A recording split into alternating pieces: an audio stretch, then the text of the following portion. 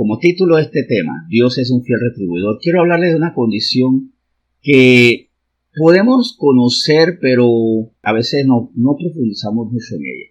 Sobre esta condición de que Dios es un fiel retribuidor, puede haber entre nosotros gratitud, esperanza. También puede ser que nos sintamos un poco abrumados porque no es extraño que nosotros digamos, Señor, yo no estoy en una relación contigo para que tú me retribuyas, para que me des cosas. No es eso, yo no estoy para esto, yo no estoy aquí interesado.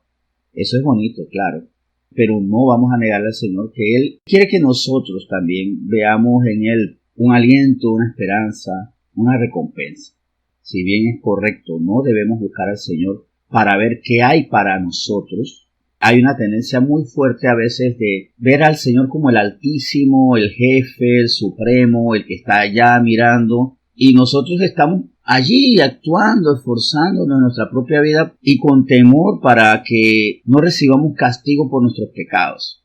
Entonces podemos estar viviendo el concepto de un Dios jefe árbitro que está viendo dónde yo fallo para castigarme, pero no un Dios amoroso que también quiere alentarme. Cuando aseguramos que Dios es un fiel retribuidor, es porque su palabra lo asegura. En Jeremías 51, el versículo 56, Dios habla de cómo Él retribuye conforme a nuestra maldad o a nuestra bondad. Y lo dice con palabras severas muy precisas. Dice así Jeremías 51, 56. Porque vino destruidor contra ella, contra Babilonia, y sus valientes fueron apresados. El arco de ellos fue quebrado, porque Jehová, Dios de retribuciones, dará la paga.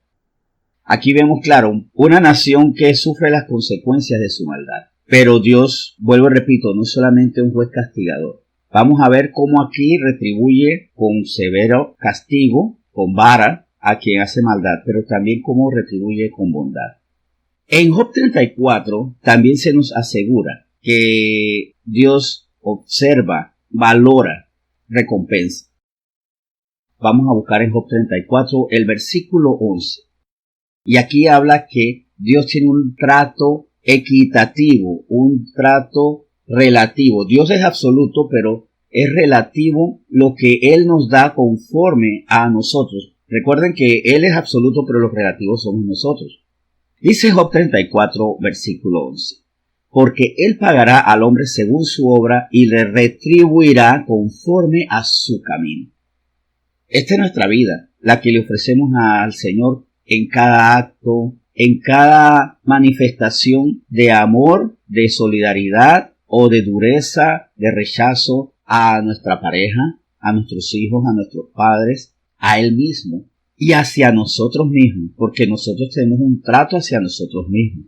Cuando nosotros pecamos, hacemos daño a otras personas, pero hay pecados que son contra nosotros mismos. Contaminarse con literatura o videos perjudiciales. Cuando usamos nuestro tiempo para malas amistades. Cuando yo me alejo de Dios, me hago daño a mí mismo. Y Dios en ese sentido también pagará según esa obra. Si yo me acerco a Él, porque acercarme a Jehová es el bien. Hasta que entré a la presencia de Dios, entendí. Así le dijo a Asaf en el Salmo 73. Así le mostró y así Él comprendió, porque la retribución fue de acercarse a Dios, que se le abrió el entendimiento. Siempre que yo me acerco a Dios, eso va a tener una consecuencia positiva. Si me acerco a Dios con el anhelo puro de encontrarme con su amor y no con sus viandas nada más, eso va a tener respuesta positiva. Dios va a retribuir eso. Si cumplo su palabra en el trato a mi familia, a mi prójimo, a mi enemigo, si cumplo su palabra, eso va a tener retribución. Si al contrario, lo hago todo a mi manera y según los anhelos de mi carne o los deseos, mis pasiones, entonces eso también tendrá una retribución. En Marcos 10 se nos habla de esa retribución que es bien desafiante, y es cuando yo sigo a Dios. Seguir a Cristo a veces nos atemoriza, porque resulta que al seguir a Cristo muchas veces perdemos cosas. De hecho, hay una meditación que les adelanto, para mí es muy conmovedora, voy a hacer en próximos días, pero fue sobre todo el efecto contradictorio que yo viví cuando comencé a caminar con Cristo. Yo pensaba que iba a haber mucha alegría, que iba a haber mucha satisfacción, y no fue así. Marcos 10 nos adelanta que muchas veces nosotros al seguir a Cristo vamos a estar expuestos a la pérdida, pero tenemos que adelantarnos a eso. Vamos a buscar dentro de Marcos 10 los versículos 28 al 30 y les hago la siguiente lectura. Entonces Pedro comenzó a decirle: He aquí, nosotros los hemos dejado todo y te hemos seguido. Respondió Jesús y dijo: De cierto os digo que no hay ninguno que haya dejado casa, o hermanos, o hermanas, o padre, o madre, o mujer, o hijos, o tierra, por causa de mí y del Evangelio, que no reciba 100 veces más ahora en este tiempo: casas, hermanos, hermanas, madres, hijos y tierras, con persecuciones, y en el siglo venidero la vida eterna. Si yo pierdo algo por seguir a Cristo, Dios me lo multiplicará. Hay que tener una lectura inteligente y no irnos a lo literal. Claro, porque si nos fuéramos a lo literal, entonces uno dice: si pierdo entonces a mi esposa voy a tener 100 mujeres y se las voy a reclamar al Señor. Por supuesto que no. No es que yo voy a tener ahora 100 casas. Y esto lo digo porque también este pasaje se puede utilizar para lo que es el Evangelio de la Prosperidad. Si tú pierdes $1 que ibas a usarte para comprarte alguito en la tienda y me lo das a mí, al pastor, Dios te va a dar $100. ¿Quién dijo eso? Si tú, miembro de la iglesia, me das tu casa a mí, que soy pastor, el Señor te va a dar una barriada pequeña con 100 casas y con eso le siembra la codicia a la persona. Estoy errando. Es la riqueza espiritual. ¿Cuál es el sentido de esto? Dios multiplica. Porque muchas veces nosotros tenemos miedo y por eso no caminamos con el Señor. Pero no seamos literales, porque en ese sentido, si yo al dejar mi trabajo en el mundo hubiera recibido un salario 100 veces superior, yo fuera riquísimo, porque no es que yo ganaba demasiado dinero, pero multiplicar 100 veces el salario que yo tenía, ahora sería para mí una fortuna. Aquí estamos hablando de un Dios que no es un Dios que te dice: bueno, y diste alguito, te doy alguito. Hiciste un buen gesto, te recompenso con alguito. Dios no es de alguito. No tenemos un Dios de moneditas, no tenemos un Dios de felicidad pequeña. Dios da en sobreabundancia. O sea que Dios es un fiel retribuidor, pero también es un generoso retribuidor. Me gusta que alguien esté pensando en este momento: pero Señor, yo no te estoy buscando por conveniencia. Quien está pensando en este momento: Señor, no es por esto que te estoy buscando, lo felicito. Pero también le digo: no escatimen la mano de Dios. Así que a quien está pensando en este momento, eso muy bien. No busquemos al Señor por interés, pero tampoco le quitemos el gusto, la determinación, la decisión que Él tomó. Porque al final de cuentas, si Dios es un fiel retribuidor, ¿por qué se lo voy a discutir? Es su santa, divina, perfecta, infinitamente sabia voluntad. Así que gracias más bien, gracias al Señor, porque en ese sentido quiere darnos más de lo que merecemos, sí. De algo estoy convencido, muchas veces he recibido, y no estoy hablando de dinero, sino la riqueza espiritual, la riqueza también en cómo mejoran las relaciones con mi familia, en la riqueza en cómo se va glorificando en el corazón de mi esposa, en el corazón de mi familia, aunque yo por mi conducta muchas veces no lo merezco.